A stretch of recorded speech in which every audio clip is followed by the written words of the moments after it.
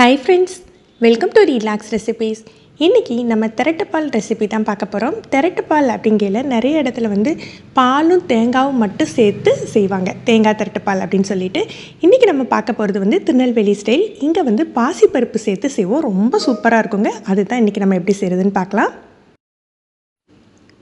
இந்த திரட்டுப்பால் பண்ணுறதுக்கு நான் இன்றைக்கி 1/2 லிட்டர் அளவுக்கு கட்டியான பால் எடுத்திருக்கேன். இதில் நான் சொன்ன மாதிரி பாசிப்பருப்பு சேர்த்து தான் செய்ய போகிறோம். 1/2 லிட்டர் பாலுக்கு ஒரு தேங்காய், முழு தேங்காவை துருவி எடுத்து வச்சுருக்கேன். நல்லா ஓரளவு பெரிய தேங்காவாகவே இருந்தது, அது துருவி எடுத்து வச்சுருக்கேன். 200 கிராம் அளவுக்கு பாசிப்பருப்பு, சிறுபருப்பு எடுத்து வச்சுருக்கேன். வெல்லம் பார்த்திங்கன்னா வெல்லமும் சீனியும் சேர்த்து தான் இந்த திரட்டுப்பால் செய்வாங்க. இது ரெண்டும் சேர்த்து 400லேருந்து 500 கிராம் வரைக்கும் எடுத்துக்கலாம். நான் இன்றைக்கி வெல்லம் 400 கிராமும் சீனி ஒரு 50 கிராம் மட்டும் எடுத்திருக்கேன். பாசிப்பருப்பை நல்ல வாசம் செவக்க வறுத்து எடுத்துக்கணும். நல்ல கலர் மாதிரி வரணும். ஒரு 2 டீஸ்பூன் அளவுக்கு நெய் விட்டுக்கலாம். நெய் விட்டுட்டு நம்ம பாசிப்பருப்பை வறுத்துடலாம். கைவிடாமையே வறுத்துக்கலாம். அப்போ தான் ஒன்று போல் செவந்து வரும். இல்லை அடிப்பக்கத்தில் மட்டும் கொஞ்சம் கருப்பாயிடும்.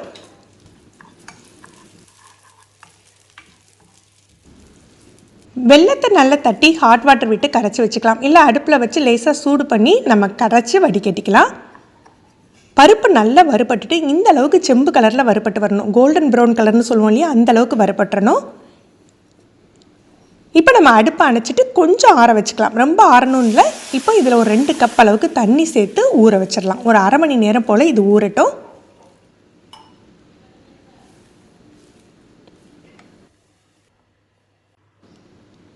வெல்லமும் நல்லா கொதிச்சு பாகு பதம்லாம் தேவையில்லை, வடிகட்டி எடுத்துக்கலாம். நான் இன்றைக்கி பாலையும் நல்லா காய்ச்சி அதுக்கப்புறம் தான் செய்ய போகிறேன். காய்ச்சின பாலில் தான் செய்யணும் அப்படின்னு இல்லைங்க. காய்ச்சாத பாலாக இருந்தால் பால் நல்லா காய்ஞ்ச பிறகு தான் நம்ம மற்ற பொருட்களை சேர்க்கணும். நல்லா அடிக்கணமான பாத்திரம் இல்லது ஒரு ப்ரெஷர் பேன் எடுத்துக்கோங்க. அதில் முதல்ல பால் சேர்த்துடலாம். தேங்காவை கொஞ்சம் கொரப்பாக அரைச்சி சேர்த்துக்கணும். நம்ம ஊற வச்ச பாசிப்பருப்பையுமே கொரன்னு அரைச்சிக்கணும். ரொம்ப நைஸாக அரைக்கக்கூடாது, லைட்டான ஒரு கொரப்பில் தான் அரைக்கணும். பாசிப்பருப்பு தேங்காய் சேர்த்து கூட அரைக்கலாம். ஆனால் அப்படி அரைக்கல சில சமயம் தேங்காய் ரொம்ப சாஃப்டாக அரைப்பட்டுரும். அதனால தான் நம்ம தனித்தனியாக அரைச்சிக்கிறோம். முதல்ல தேங்காய் சேர்த்து கிளறி விட்டுட்டு பாசிப்பருப்பையும் சேர்த்துக்கலாம். முதல்ல வெல்லம் எதுவுமே சேர்க்கக்கூடாது. இதை நல்லா மிக்ஸ் பண்ணி விட்டுறலாம்.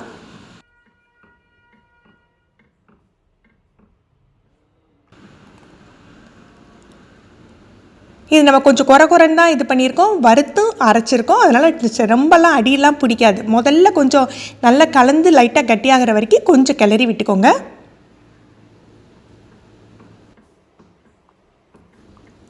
தேங்காய் திரட்டுப்பால் ரெசிபி ஆல்ரெடி நம்ம சேனலில் போட்டிருக்கோம். அது தேங்காயும் பாலும் மட்டும் வச்சு செய்வோம், வெல்லம் சேர்த்து செய்வோம். அந்த திரட்டுப்பாலுமே ரொம்ப டேஸ்ட்டாக இருக்கும். ஆனால் என்ன, அது கொஞ்சம் திகட்டுற மாதிரி இருக்கும். நம்ம 1 ஸ்பூன் 2 ஸ்பூன் இந்த மாதிரி தான் சாப்பிடுவோம். ஆனால் எங்கள் ஊரில் செய்கிற இந்த பாசிப்பருப்பு சேர்த்து செய்கிற திரட்டுப்பால் பார்த்திங்கன்னா இலைக்கு பரிமாற, விருந்துக்கு வைக்கிறதுக்கு ரொம்ப அட்டகாசமாக இருக்குங்க. நல்ல திகட்டாமல் நல்ல ஒரு டேஸ்ட்டோட 2-3 நாள் ஆனாலுமே இது கெட்டு போகாது. ஒரு 5 நிமிஷம் ஆனாக்கிலேயே கட்டியாக ஆரம்பிச்சிரும். இன்னும் கொஞ்சம் கட்டியாகட்டும், அதுக்கப்புறம் நம்ம வெல்லம் சேர்த்துக்கலாம்.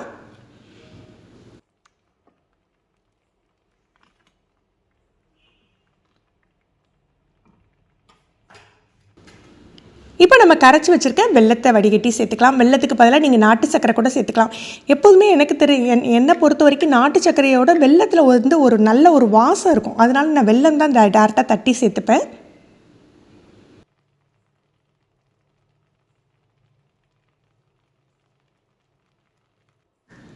வெல்லம் சேர்த்துட்டு அதோடு சேர்த்து சீனியும் சேர்த்துக்கலாம். நீங்கள் சில பேர் பாதிக்கு பாதி வெல்லம் சீனி அப்படி கூட சேர்ப்பாங்க. நான் எப்போதுமே வெல்லம் ஜாஸ்தியாக சேர்த்து சீனி கொஞ்சமாக பேருக்கு தான் சேர்ப்பேன். இதை சேர்த்து நல்லா கலந்து விட்டுறலாம். இதுக்கு ஃபுட் கலரு, ஏலக்காய் பொடி எதுவுமே தேவையில்லை. அந்த தேங்காய், வெல்லம் இதெல்லாம் சேர்த்தே ஒரு நல்ல ஒரு மனம் இருக்கும்.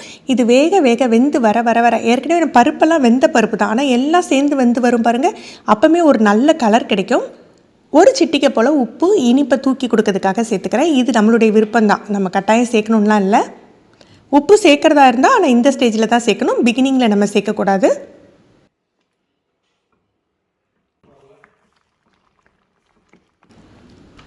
ஒரு 20 நிமிஷம் போல் ஆயிருக்கு. எல்லாமே நல்ல வெந்து நல்ல ஒரு வாசம் வர ஆரம்பிச்சிட்டு.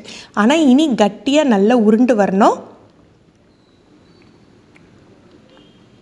இப்போ நம்ம நார்மலாக ஒரு ஸ்டெயின்லெஸ் ஸ்டீல் பாத்திரமோ இல்லை நல்ல கனமான பாத்திரம் ப்ரெஷர் பண்ணி எடுத்திருந்தா கூட கொஞ்சம் ஓரங்களில் ஒட்டி வரும். அப்படி ஓரத்தில் ஒட்டுறது, அடியில் ஒட்டி வர்றது இதெல்லாம் எடுத்து அதோடய மிக்ஸ் பண்ணி விட்டுருங்க. முருகலாக இருக்கே, கருகின வாடை வருமோ அப்படின்லாம் இல்லைங்க. அந்த இதெல்லாம் ரொம்ப சூப்பராக இருக்கும் சாப்பிட்றதுக்கு. இப்போ நம்ம நெய் சேர்த்துக்கலாம். நான் 2 குழிக்கரண்டி அளவுக்கு நெய் சேர்த்துருக்கேன். மொத்தத்தில் 4 குழிக்கரண்டி நெய் சேர்ப்போம். முதல்ல 2 கரண்டி சேர்த்துருக்கேன், அப்புறமா 2 கரண்டி சேர்த்துக்கலாம். சொல்லப்போனால் இந்த திரட்டுப்பாலுக்கு வந்து அந்த முருகலாக வர்றது தான் நல்ல ஒரு டேஸ்ட்டு. அதனால் நீங்கள் அந்த மாதிரி முருகி இருக்குது, ஒட்டி இருக்குது அப்படின்னா அதெல்லாம் எடுத்து அந்த திரட்டுப்பாலோடையே மிக்ஸ் பண்ணிவிடுங்க.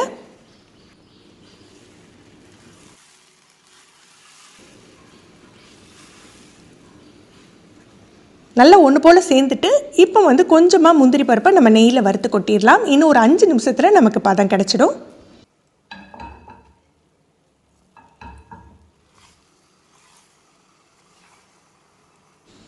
திரட்டுப்பால் ரெடி ஆகிடுச்சு. இது பதம் பார்க்குறதுக்கு வந்து கையில் உருட்டி பாருங்கள், ஒட்டாமல் வரும்னு சொல்லுவாங்க. அந்தளவுக்குலாம் ட்ரை பண்ண வேண்டாங்க. நம்ம வந்து கரண்டியில் இப்படி எடுத்து போட்டிங்கன்னா கொஞ்சம் கூட அந்த கரண்டியில் ஒட்டாமல் விழும். அதுதான் உங்களுக்கு கரெக்டான பதம். ஆறின பிறகு இன்னுமே திக்காகும், கலரும் நல்ல டார்க் ப்ரௌன் ஆகும். பாருங்கள், எடுத்து போட்டு காட்டுறேன். கொஞ்சம் கூட கரண்டியில் ஒட்டாமல் வரும். நீங்களும் இந்த ரெசிபி ட்ரை பண்ணி பாருங்கள். எப்படி இருந்ததுன்னு சொல்லிட்டு கமெண்ட் பண்ணுங்கள். இதை ஃப்ரிட்ஜில் நீங்கள் 1 வாரம் வரைக்கும் ஸ்டோர் பண்ணி வச்சுக்கலாம். இந்த ரெசிபி உங்களுக்கு பிடிச்சிருந்ததுன்னா லைக் பண்ணி ஷேர் பண்ணுங்கள். நீங்கள் ஃபஸ்ட் டைம் நம்ம சேனல் பார்க்குறீங்கன்னா ரிலாக்ஸ் ரெசிபி சப்ஸ்கிரைப் பண்ணிக்கோங்க. கீழே இருக்க பெல் பட்டனில் ஆல்ங்கிற ஆப்ஷன் செலக்ட் பண்ணி வச்சுக்கிட்டிங்கன்னா வீடியோக்கள் போட்ட உடனே நோட்டிஃபிகேஷன் கிடைக்கும். தேங்க்யூ.